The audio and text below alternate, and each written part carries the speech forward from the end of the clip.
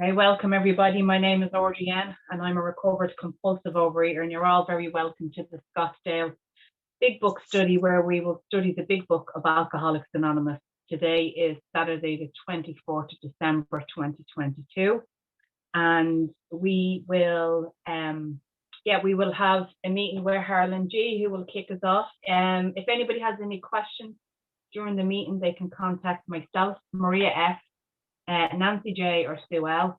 And you can message them through the chat function. Please note that the speaker, Harlan G, will be recorded for the duration of the study. However, the questions and answer session which follows will not be recorded. We will post the previous week's recording in the chat function. We ask if you can please make sure to keep your microphone on mute at all times during the session. I'm at Harlan's meeting. What time do you want me to come over? Somebody's unmuted, that's for sure. I was. And if you can turn off your video if you are.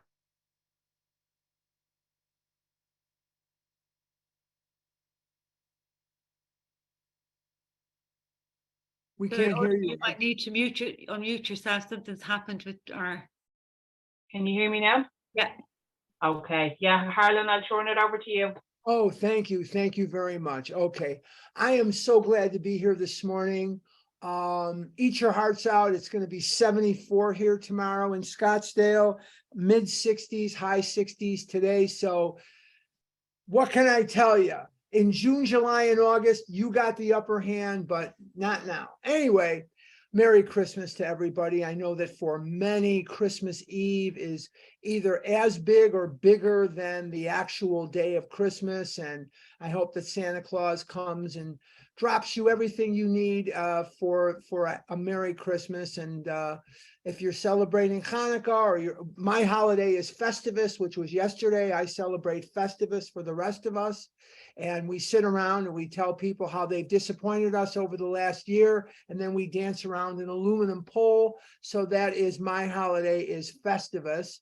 And I've been celebrating Festivus now for about 15, 20 years, something like that, or more, since it came out on Seinfeld. So that's my holiday, and I was very honored to celebrate Festivus with friends yesterday, and we told each other how much we were disappointed in them over the last year. So that was good. And then we had the feats of strength that were started by our forefather, Frank Costanza. So we had lots and lots of stuff that we did and we engaged in. It was quite the celebration. Anyway, I'm very, very glad to be here today. And what we're going to be talking about today is we're going to be in the blood and guts of step 4, in the resentment section of step 4. And I believe, this is my opinion, the 2 most underutilized steps are 2 and 10. But the 2 most misconstrued, the most misunderstood steps are 3 and 4. So what I'm going to try to do this morning is to further reveal some truths about step 4 and to try to throw mud on some of the misconceptions of step 4. And what we're going to do is we're eventually going to start on page 66, where it says, it is plain that a life which includes deep resentment. And that's where we're going to be starting. Page 66, it is plain that a life which includes deep resentment. Okay, but before we get up to this, remember that we have been talking about resentments. There's 3 sections to the 4th step. There is the resentment section, there's the fear section, and there's also the sexual harms done others. And so we want to get done with the 4th step as quickly as we possibly can so that we can move forward in our program of recovery and get to a place where a spiritual awakening has been affected. And so by doing that, we get to page 89 eventually, where it says, nothing ensures immunity from alcohol like intensive work with other alcoholics. So one of the big goals here is to get you sponsoring as quickly as we can. And the longer we take to get to that point, the more chance we have of failure of not getting there, because how long can you possibly hold your breath underwater? Well, the answer is not that long, and a shorter time of holding your breath is always better than a longer time of holding your breath. But what we're going to do now is we're going to look at step 4. Let's take a look at page 66, and we have been talking about resentments. Re means to do again. Sentiment comes from an old word, sentiri, which means to feel. So to resent means to re-feel old hurts. And we've established that you cannot eat on the truth. But if you are lying to yourself, that makes it much, much easier for you to eat. Now, what is the lie we tell ourselves in any resentment? Now, I'm going to make a statement that if you've never heard me say this before, is probably going to take you aback, because your first reaction to this statement that I'm about to make is going to be, oh no, you don't understand. I'm different. I get that your brain is telling you that. But any resentment that you have is a lie. Now, I'm not saying if you were raped or you were abandoned or you were beaten or tortured or whatever, I'm not saying that those are okay things to, no, I'm not saying that. But in the normal resentment that you have, it's a lie. Now, how does it become a lie? Did the person hurt you? Well, clearly they did. Yes, they did. But what we do is we replay these resentments in our head so many times that every time you replay this resentment in your mind, you change it just a little bit. And you make their part in this resentment just a little bit more dastardly, and your part in this resentment just a little more innocent. And you replay that resentment in your mind enough times, you were in your mind standing there doing nothing, and they came along and did you dirt. And the other thing is, that looks very natural. It is absolutely natural for you to believe that, because you convinced yourself of this over such a period of time, and you have other people, and you know who to go to corroborate this. Yes, she is a witch. Yes, he is a bee. Yes, he is this. Yes, she is that. Yes, they are this. So you have proof that in your mind you are 100% correct, and the other person or the other entity was completely in the wrong. And what we're apt to do is we love these resentments. And why do we love these resentments? What's the payoff to a good resentment? Well, the payoff to a really good resentment is this: as long as I'm replaying this resentment, I do not have to look at myself. I don't have to look at myself is a reprieve from improving myself, because if I look at myself, I have more than enough work to do on me, so that I do not have a lot of time to sit and psychoanalyze you and to tear you down in my mind and to take your inventory in my mind. So as long as I can look at you and not look at me, that becomes rather recreational, and it assuages the ego, because the ego says 3 things to us constantly.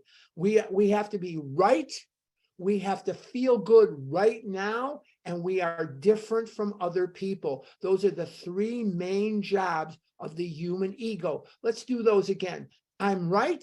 I got to be right. You know, we would say to our daughter, would you rather be happy or would you rather be right? And she'd get this look on her face like we knew what she was thinking. I'll be happy when I can prove that I'm right. Well, we are the same way. You don't have to be 7 or 8 to know that that's the way we are as people. I'm right and you're wrong. I told you so, blah, blah, blah. I told you so. So the bottom line is we really use that as almost like a drug. It's really like a drug. We're right. And it can be very intoxicating, make me right, make me feel good right now. I got to feel good right now. So that's why you can justify, well, I'm just going to have Twinkies now. I'm going to have whatever. I'm going to have Chips Ahoy or whatever it is. I got to feel good right now and make me different from everybody else. I'm different. Clancy Imislund, who's one of my heroes, Clancy Imislund's podcast, he talks about this a lot. He says, every alcoholic that goes to God drunk, who had been in AA for any length of time, will say to God, why didn't you help me with my alcoholism? And God will say to the drunk, I sent you to meetings, I got you a sponsor, you had AA, you could have leaned into that sobriety, but no, you had a drink. And so the drunk will say to God, but you don't understand, God, my case is different. And how many of us really saw ourselves as just members of the society, bozos on the bus? How many of us can really see ourselves in that light? We so often see ourselves as being better than other people or not as good as other people, but seldom do we look at them and we are looking right at them. And I call steps 5 and 9 the great emancipators, because in steps 5 and 9, you are drawn to seeing yourself as just another person. And when I say just another person or another bozo on the bus, somewhere in our minds, we say to ourselves, yeah, but I don't want to be a bozo. Bozos are bad. No, they're not. Bozos are great. If you grew up in Chicago like I did, you ran home at noon and you turned on Channel 9 and you watched Bozo Circus until it was time to go back to school. Now kids in the Chicago public school system can't do that. A, Bozo's not on the air, and B, you can't leave the school. But we could leave the school at lunchtime and we could go home for lunch or whatever we could do. But the minute I got in that door, my mom handed me my lunch and I ran in that living room and I put on Bozo Circus, and Ringmaster Ned and the big top Bob Trendler and his band, they'd blow the whistle, and he'd say, Bozo Circus is on the air.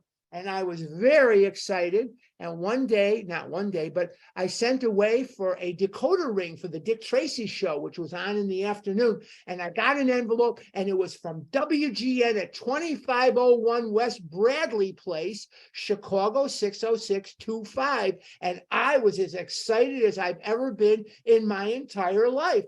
I got something from WGN and it was my official Dick Tracy decoder ring, because at the end, they would have a little coded message like, listen to your parents or do your homework or go to church or do whatever, whatever. But that was pretty exciting for a kid on Albany Street in Chicago. I'm sure it was okay if you lived in South Shore too. So I know we're 2 Chicagoans on here for sure. Okay, now moving forward, we have that. And so we have these resentments. Now let's go to page 66, and we're going to not just talk about the rewards of resentment, but we're going to talk about the concept of a life unlived. And what we have in this disease is a life that largely goes unlived. Let's take a look at page 66 in the big book of AA. It is plain that a life which includes deep resentment leads only to futility and unhappiness. Now, let's take a look at that sentence because it's worth looking at. And I want to talk to you for just a minute about somebody that I knew very, very well. He was my dad. And my dad came out of Europe at 14 years of age, and he was the sole survivor of the mass murder that occurred in Russia in late March of 1914, when his parents, his sisters and brothers, nieces and nephews from ages 6 weeks to 14 or 15 years of age were obliterated off the face of the earth for no reason that anybody could ever come up with. And he raged his entire life. And my father was a good man. People liked him, but he had a life very unlived. And the reason that it was unlived is he was very stuck in the hatred that he felt for the kinds of people that would do such a deplorable thing. Now, is he responsible for that murder? No. But he felt extremely guilty that he survived and they did not. They were obliterated off the face of the earth for no reason other than they celebrated Sabbath on Friday night, Saturday, rather than on Sunday. And for that, they got a death sentence. But he got a death sentence too. And the reason that I'm saying that he got a death sentence too is because during the course of his life, he never understood or had a vehicle with which to purge this out of his mind, to purge this out of his psyche, and to live an emancipated life. He could not let this go. I don't know if he would let it go. I know he did not let it go. And every day of his life, while I knew him, which was the 28 years or so that we lived together on earth until he passed away in 1978. And I knew that he was afraid and he was angry and he was very bitter about everything like that. And his life went largely unlived. Now, it's easy to see that in this little scenario that I've painted about my dad with such a horrific, nightmarish, unbelievable genocidal kind of thing in his background. Well, of course he was mad. Most people would be mad. But let's take a look at something. How many of us today in 2022, with what we know and what we've been exposed to in this program, are carrying around righteous indignation? We're carrying around resentments against people that harmed us. We're carrying around grudges that are killing us. We're carrying around rocks in the water while we're drowning. We're grabbing onto slabs of cement instead of life preservers, which could get us to safety. So how many of us today are doing that same thing that my dad did? And in his life, he never could emancipate or extricate himself. Extricate would be a better word than emancipate. He could never extricate himself from the short tether of this horrible, horrible resentment. And it was a life mostly unlived. So let's take a look at what it says. Futility and unhappiness. Nobody that I've ever known was a happy, recovering person that was loaded with resentment. I'm going to say that again. Nobody that I've ever known has been a happy person who was bogged down with resentments and these grudges, these angers, whatever you want to call it. They're all synonyms for the same thing. So who among us wants to be unhappy? And what happens when we're that unhappy? We get the efforts. We get the efforts and we wave our hand and say, screw recovery. I'm going to eat whatever. I'm going to do whatever. I'm going to go to Carl's Red Hots, not on Christmas because they're closed. I'm going to go to Carl's Red Hots in South Shore in Chicago, and I'm going to get the greasy fries in the bag and the hot dogs and all the other, the tamales and all the crap that they sell there. So who among us is going to be productive if we are going to carry these grudges? Yet we do it anyway, because what does the ego tell us? We are different. You don't understand. He's terrible. She's terrible. They are terrible. It's terrible. I'm right and they're wrong, and I'm not going to give up my position. Like we used to tell my daughter, you can either be happy or you can be right. Well, here is the bottom line. I cannot be in recovery while I am resenting like that. I'm going to say that again. I cannot be in recovery while I am resenting like that, because God can't get in there. It's too, my brain, my heart, my soul. I'm going to teach you a Yiddish word, my neshama. What's a neshama? Your neshama is your spirit. It's your holiness, your neshama. While I'm loaded with such garbage, God can't get in there. I need to make room for God. I need to make room for the sunlight of the Spirit while it's black and ominous, because I hate the Democrats and I hate the Republicans and I hate the White Sox and I hate their fans and I hate the Cardinals and all this hate that I'm using ridiculous examples, of course. I'm not talking about hating a sports team, but I'm using it just as an example. To hate like that becomes a part of us, and we propagate these resentments. We water them as we would a plant. We nurture them as we would a child, and we carry them with us no matter where we go, and we display them very proudly. I hate him. I hate her. And we display them for anyone's perusal that will look at them. And we're killing ourselves. The best revenge is living well. The best revenge is a life lived on a spiritual basis. I don't have to carry this around. Somebody told me many, many years ago, I'm here 43, almost 44 years, that they use this now. I didn't know how heavy my suitcase was until I let the porter carry it. Then I realized, wow, that thing is really heavy. Holy mackerel.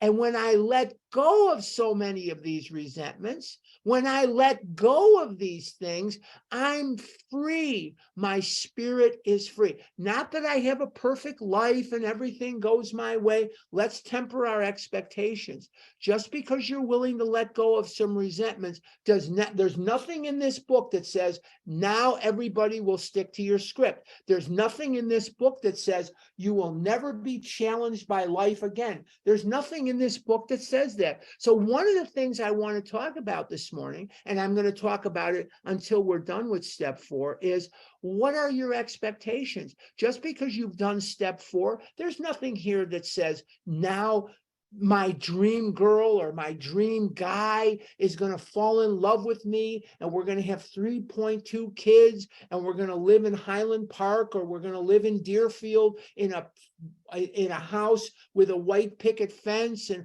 there's nothing in here that says that.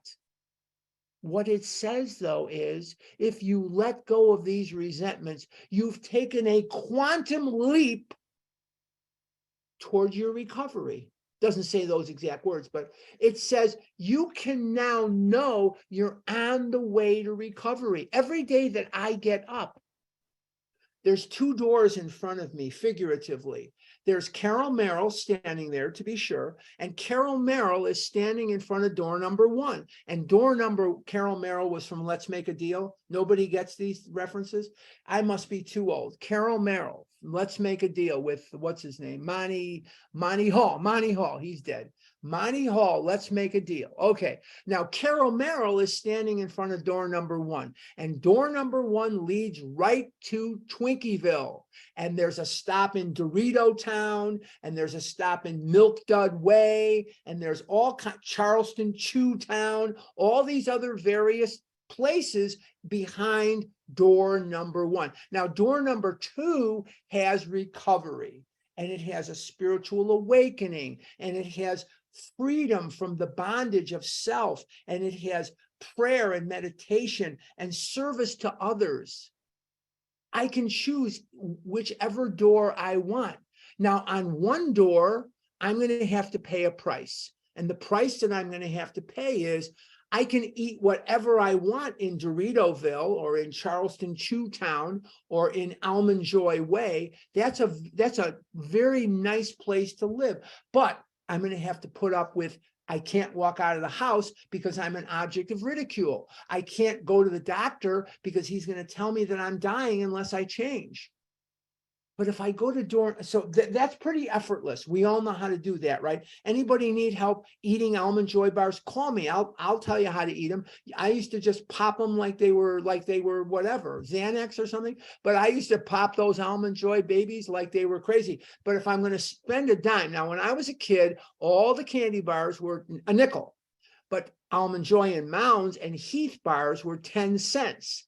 If I'm going to spend 10 cents, I'm going Almond Joy. Obviously, the Mounds bars, not Jewish people buying these things. Why would I spend a dime for a candy bar that doesn't have an almond when I can spend the same dime for the ones that have the almond? So I'm sure you can understand why, why I would go for the Almond Joy. But anyway, that aside, that's Narishkeit. All right, that aside, the other door, the recovery door, the price to pay is the leveling of self, the leveling of ego. Now, the price to pay is high, but the life is wonderful. And I can walk out of the house and I can get in and out of my car. And I can go to a movie and fit in the seats. And I can ask a girl out and maybe she'll say yes and maybe she'll say no, but at least I might have a shot. I can go to a clothing store, not Omar the tent maker, not the Circus Surplus store. I can go to a regular clothing. This is a Stepping Stone shirt that I got at Stepping Stones in Bedford, New York. But you get the idea. The rest of the garments on my body are from a regular, normal store. I don't have to go to Big and Tall. I don't have to go to where they only have these humongous sizes. I remember paying $24 for t-shirts in 1977. I remember paying $70 for a belt in 1980, whatever the heck it was. So I can buy clothes from a normal store. And I don't piss on in my pants anymore. And I don't crap in my pants anymore. And I don't have that horrible pain from walking or standing or sitting. And I haven't broken any furniture in decades. So let's go back to this book and let's continue with what we're doing. To the precise extent that we permit these what? Resentments. Do we squander the hours that might have been worthwhile? I have to laugh sometimes. Just this week in our Scottsdale meeting, there was a person that asked a question because we have our meeting and then we have what's called the parking lot after the meeting.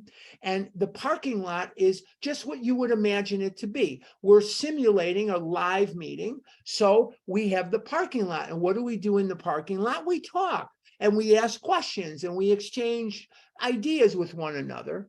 It's the same Zoom information that you use today, but it's 4:30 Pacific time until March. March it'll change because when we change the clocks, it'll be 5:30 Pacific time, 4:30 Pacific time, and so on. And it's 4:30, 5:36, 7:30 Eastern time. And then in the summer, it changes up an hour. But anyway, woman says, I'm sponsoring 3 people, blah, blah, blah. How do I keep my program fresh? Sponsor 2 more people was the first answer. Now, you found the time to eat the candy. You found the time to rehearse your resentments. You found the time to spew your venom. You found the time to do all these things, but yet now it's all of a sudden an imposition to find the time to sponsor a couple of more people. The disease has a price that it extracts from you in terms of time, in terms of energy, in terms of commitment. You have to really commit yourself. Man, I had to go eat those Chips Ahoy every freaking day. How do you think a man like me got to be a man like me? I had to eat those Twinkies every day. I had to go out there and do this stuff every day. And it was a chore. It took time. Now, again, when we are in the food I don't care what you look like. You know, you look at some of the Zoom pictures of the people and you say to yourself, my God, what are they doing here? They look so normal. They look so wonderful. They look like we don't know what, they didn't come here because things went well for them. They didn't come here because they were on a roll. They came here because of the torture and hell of this disease. I don't care what they look like. I don't care what's going on with them. I don't care whether they live on Park Avenue or under a park bench. I don't care if they come from Yale or jail. We all have hell that brought us to the door of Overeaters Anonymous. So let's continue. But with the alcoholic whose hope is the maintenance and growth of a spiritual experience, this business of resentment is infinitely grave. We found that it is fatal. Now, one of the things that I deal with on a weekly basis, you can bet your bippy that once a week, I'm going to get this call. How can I believe in God if there was a Holocaust? Or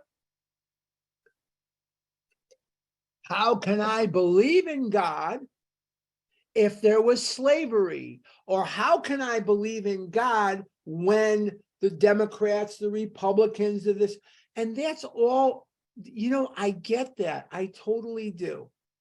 But let's take a look at something. Once you were conceived, or once, whatever it is you believe in, once you were born, whatever it is, you have a life, and it's a finite life. None of us are going to live to be 200, 300, 400 years old. We have a life, and it is what it is. And every time you take a breath, you're closer and closer to the end. And the question of recovery is not, well, I'll still die, so what's the use? Not the issue. The issue is the dash. The dash. When you go to God and you're buried in a cemetery, if you have a headstone, it's going to say, Joe Blow, 1954 to 2027, whatever it's going to say. What did you do in the dash? What did you do with the time that you had here? Did you make a difference? Did you bring somebody closer to a recovery, or did you huddle in the house? Did you allow Hitler to kill one more Jew? Did you allow slave traders to kill one more African American? Did you throw yourself on the food because of an injustice that you couldn't control, you didn't cause, and you had nothing to do with? There's a lot of things about this world that I wish were different. Are you ready to die for them? Is that the hill that you want to die on? Is it? I mean, if it is, go for it. If I thought, honestly, that me eating Gino's East Pizza or me eating Carl's Red Hots, of course, that'd be a big schlep because I'm from the other side of the city. But if I was willing to go down to 83rd Street in Stony Island or wherever it is, if I thought that I could, if I ate one more Red Hot from Carl's Red Hots, that it would bring back one of the 6 million, I would be on my way there right now. Hand to God, I would be.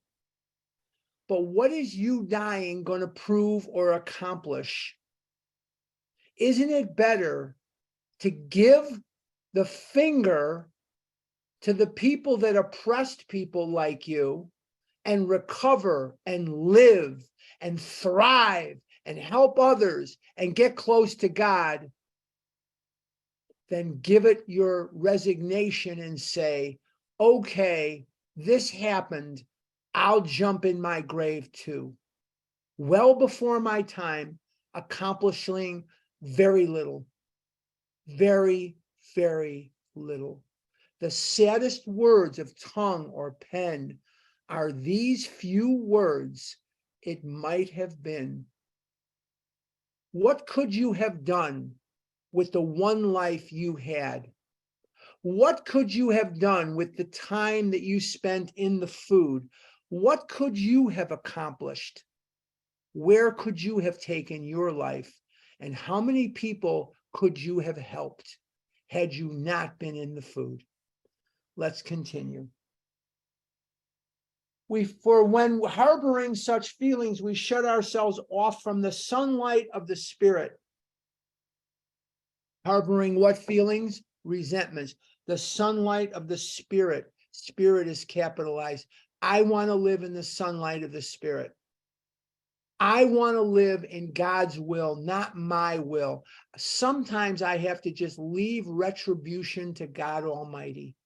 Sometimes I have to believe in my soul that whatever happened to my grandparents on my father's side, my aunts, my uncles, and my cousins, whatever happened to my nieces and nephews, whatever happened there so long ago is a horrible thing.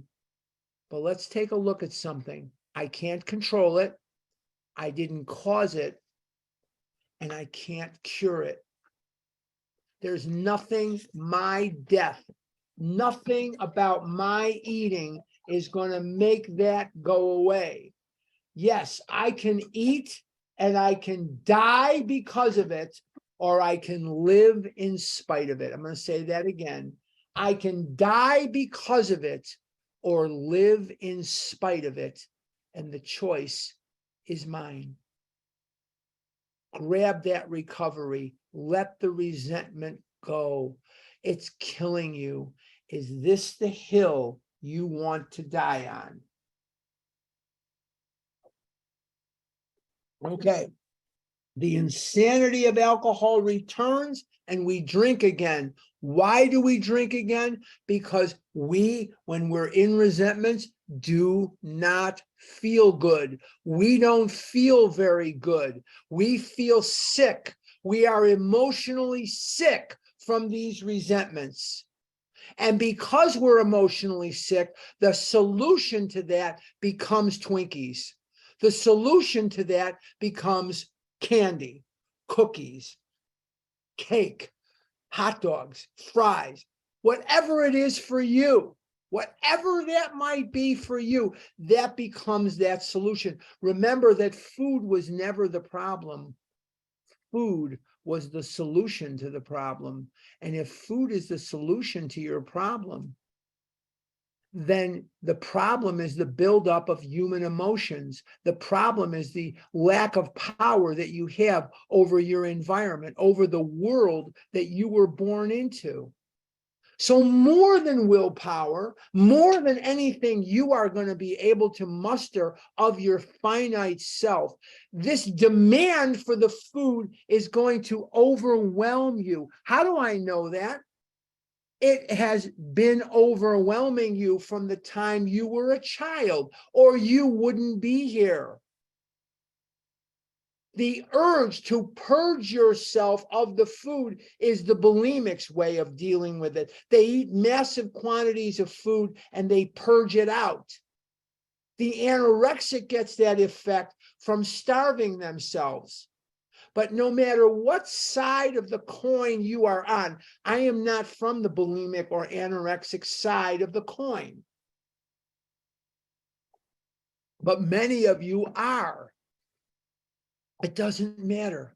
If food is your problem, you are suffering from a food problem of eating too much, compulsive eating. You need to stop that. But if you are a compulsive overeater, and they sound very similar, but they're worlds apart, that means you have an allergy of the body and a twist of your mind, which will necessitate a spiritual solution. And without that spiritual solution, you will not recover. And without letting go of these resentments, you will not have that spiritual awakening. I'm going to say that again, because that's a warning. If you are a compulsive overeater, which sounds similar to compulsive eating, but they are worlds apart, you are going to have a spiritual awakening as the result of the steps to achieve neutrality around food.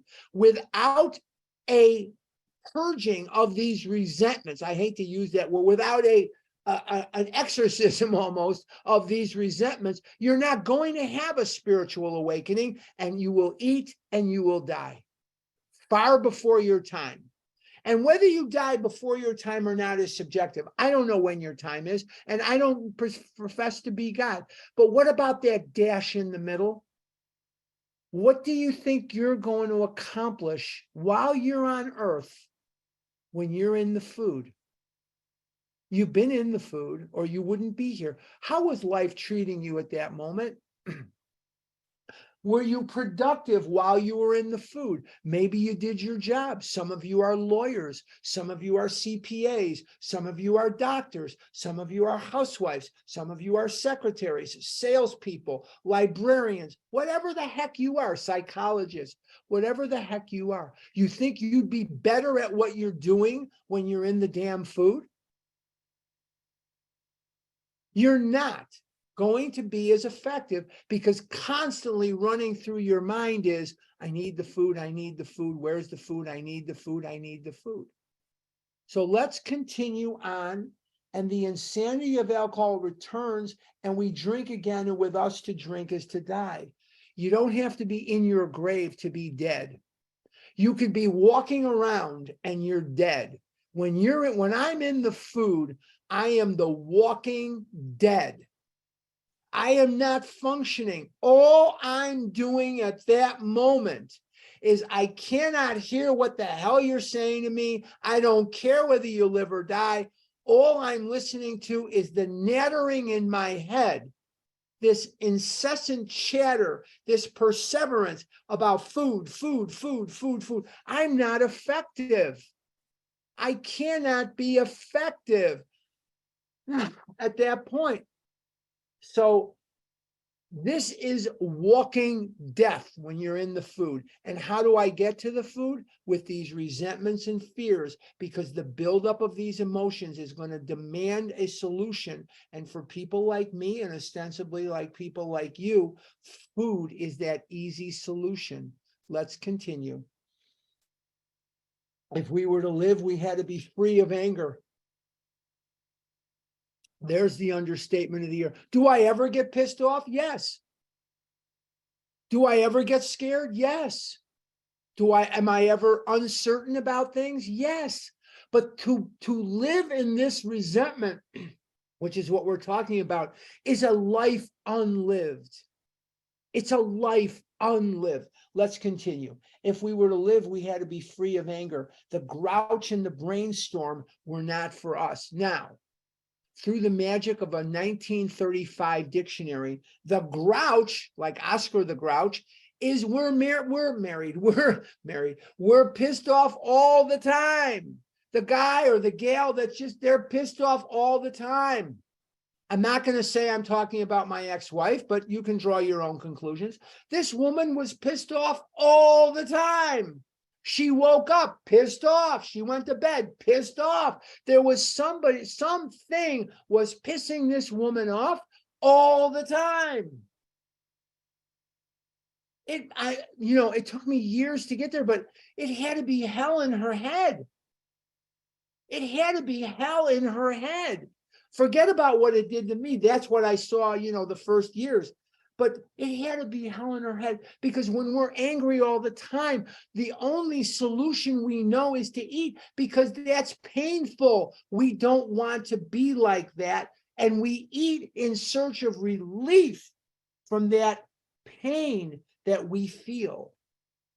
Very important. Now, the brainstorm is a word that is used completely differently than it was then. At this time now, a brainstorm is, wow, I was brainstorming. I think if we did this, this, and this, then men could fly to the moon in an Oldsmobile or a Chevrolet. If we just do this, we could just go right to the moon. That's a brainstorm.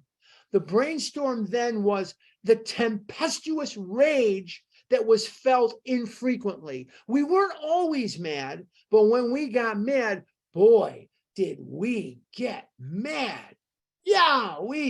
So this is that brainstorm. And I have people in my life, as you do too, that you see this illustrated. They're just pissed off all the time. Or when they get pissed off, holy mackerel, I don't want to be anywhere near them. God, I'm 68 years old. I don't have the time or the kayach. Kayach is a Yiddish word for energy. I don't have the kayach to be around this kind of anger all the time. I just cannot take it. It's too much. So the person that suffers from this, the person that is the grouch, the person that is the brainstorm, they can't be around it either, but they often don't know any other way. And to them, the eating makes sense to the compulsive overeater. The anger makes sense to them. It just flashes through their mind like lightning across the sky, and it just makes perfect sense. You're stupid. You're an idiot. They're smart, so they're pissed off. It just goes through their mind so quickly that they can't even identify it. It's an instant reaction. It's just instant. Okay, let's continue. They may be the dubious luxury of normal men, but for the alcoholic, these things are poison. Why are they poison? We just talked about it. And when the big book wants to teach us something, it doesn't teach it to us once. It spirals the information. And what it does is the purest form of teaching is repetition, right? Flashcards. The purest form of education is repetition. So the book is telling you the same things that we talked about when we first started this session, that this anger may be the dubious luxury of normal men, but for the alcoholic, these things are poison. If you eat compulsively, food is your problem. Food is your solution. Then you cut off the food, you go on a diet, problem solved. If you are a compulsive overeater, which sounds very similar, they're universes apart. Universes apart. Then you are going to need a spiritual awakening as the result of the steps. And you will not have a spiritual awakening as the result of the steps while you are in such tempestuous anger. So in other words, this anger is blocking you from what you say you most want. And yet, how difficult is it for most of us to give up these resentments because ego gets in the way and we say to ourselves, yeah, but we're right and they're wrong. No, we don't want to be dead. And in the food is a walking death. It is a life unlived. Let's move on. Now, page 66, we're at the bottom of 66. We turned back to the list for it held the key to the future. What list? The first 3 columns of the 4th step that we made, where the example was on page 65. We did our resentments, and then we put the first 3 columns in. We're getting ready. We'll probably tackle that next week. We're getting ready to tackle the 4th column of this 4th step in the resentment section. So you're not going to want to miss next week. We turned back to the list for it held the key to the future. We were prepared to look at it from an entirely different angle. We began to see that the world and its people really dominated us. Let's stop right there. You know, I don't know about you, but even though there was no evidence to support this, none whatsoever, my life was in shambles. I believe that I sort of had a handle on stuff, and I did not. My life, to even the casual observer, did not work. There are areas of my life today that work. There are areas of my life that need improvement. I totally understand that. I really do. And I'm doing the best I can. But what we have to look at here is that the people and the world around me dominated me. And I looked for control, or I looked for something in food. Some of us look for it in relationships, sex. We look for it in gambling or drugs. We look for it in liquor. We look for it in whatever it is we look for it in. But we're looking for something. And we keep searching and searching and searching and searching. And if we're very, very lucky, we end up in a place like OA, or a place like AA or SLAA or SAA or wherever it is we go, Gamblers Anonymous, Al-Anon, whatever it is you go to. And there is a solution, but we have to look in all the wrong places before we're willing to look in the right place. Isn't that sad about us? We look for these things in all the wrong places before we are at all willing to look for these solutions in the right places.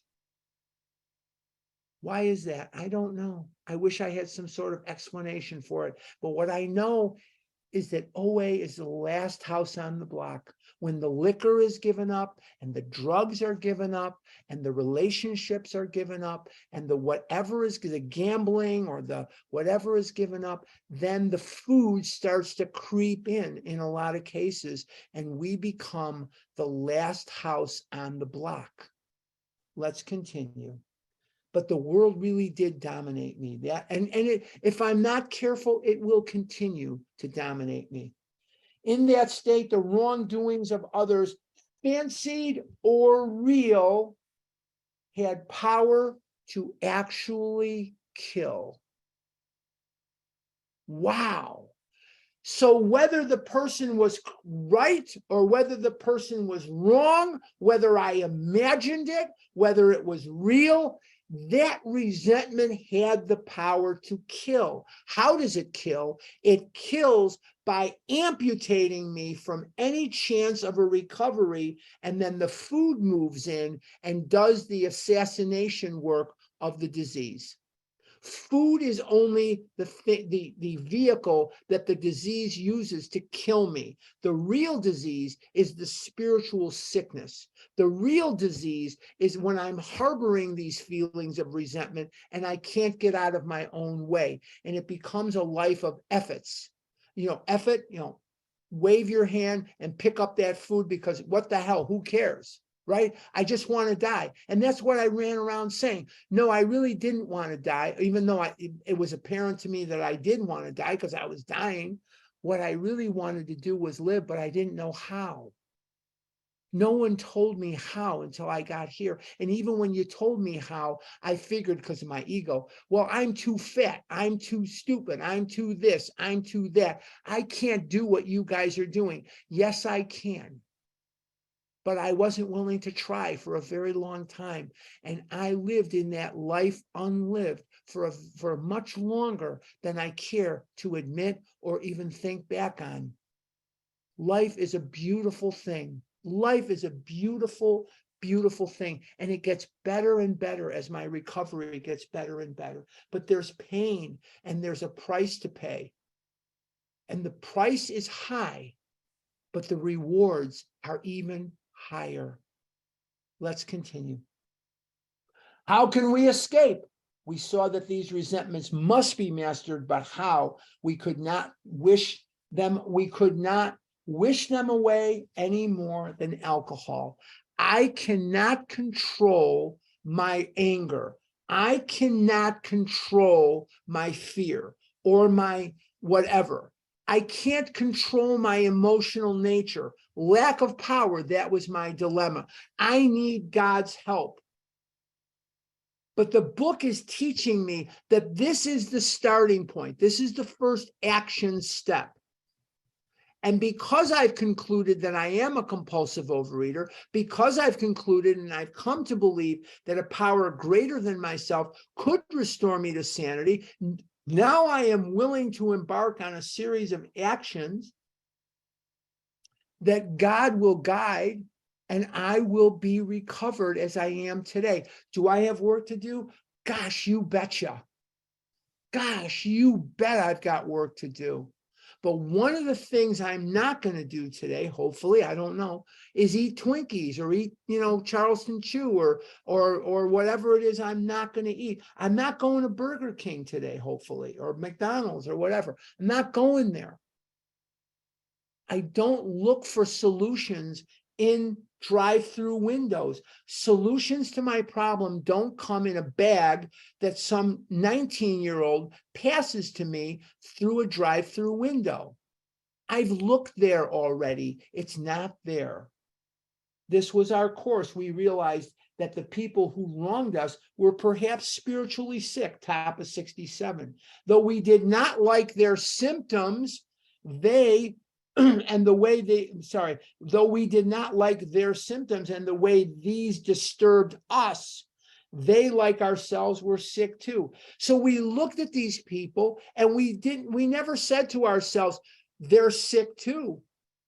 We looked at them and said, they suck, they're jerks, they're this, they're that. So we were at war with them in our minds. We were at war with ourselves. We were eating poison, hoping they would drop dead. We were eating poison, hoping that they would drop dead, because God knows I'm right. I'm innocent. I'm pure as the driven snow. They're evil. They're horrible. And I learned that that's no way to live for me if I want to be free of the food. So it says here, they were sick too. Then it says, we asked God to help us show them the same tolerance, pity, and patience that we would cheerfully grant a sick friend. Robin Williams, at the end of his life, he said, be nice to everybody you come in contact with today. They're all going through their own hell. You know, I look at people and I judge their outsides by my insecure, wounded insides. I'm wounded inside. I have been tragically rejected by a world that I was born into. Tragically told, categorized, marginalized, that because you're fat, these are the things you can't do. And it was pounded into my head. And all I wanted to do was be like you. I wanted to look like you, and I wanted to be like you, and I wanted to go the places that you went, and I wanted to feel the things that you felt and experience the things that you experienced. And I couldn't do it. So for me, life was not worth living until I got here. I have been systematically rejected, marginalized by the world that I was born into. Not anymore. I still struggle. I pay the price for the life unlived. I pay it every day of my life, and so will you. But I can live today and I can breathe air that is the air of freedom. So let's do this sick man's prayer, and then we'll be done for the day. When a person offended, we said to ourselves, this is a sick man. How can I be helpful to him? God, save me from being angry. Thy will be done. Is that so hard to say? Is that so difficult? That's the sick man's prayer. This is a sick man. How can I be helpful to him? God, save me from being angry. Thy will be done. Now, next week, we're going to talk about the fourth column. We're going to talk about uncover, discover, and discard. What were the things that I discovered about myself when I did my fourth step? What were the patterns that I saw in me that really illuminated who I was? I thought I knew who I was, but it is through this inventory process that I realized how much fear really dominated me. We're going to talk about this again next week. I realized how much resentment dominated me, but here's the most striking thing that I realized.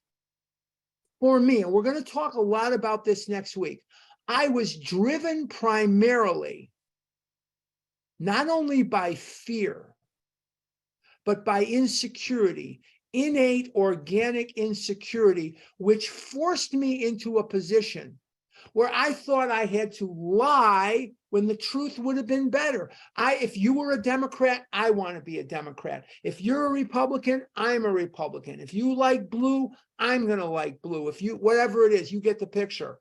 I want to be who you want me to be so you'll like me and you won't reject me. I want to try to manipulate you with false narratives so that you will think I am somebody that I indeed am not, or maybe not. But the bottom line is, I really desperately wanted you to like me. I desperately wanted to keep you in my life as a hostage rather than as a friend. I didn't realize how much that had driven me. We're going to talk a lot more about that next week. But for right now, before I turn it back over to whomever, and I can't remember whether it's Sue or whether it's Nancy or whether it's whoever, I want to just remind you, if you asked a question last week, and next week, we're going to pick up page 67. I'm going to just jot this down, page 67. And we're going to start with, we avoid retaliation or argument. That's where we're going to start. If you asked a question last week, please step back and let people who did not ask a question come forward.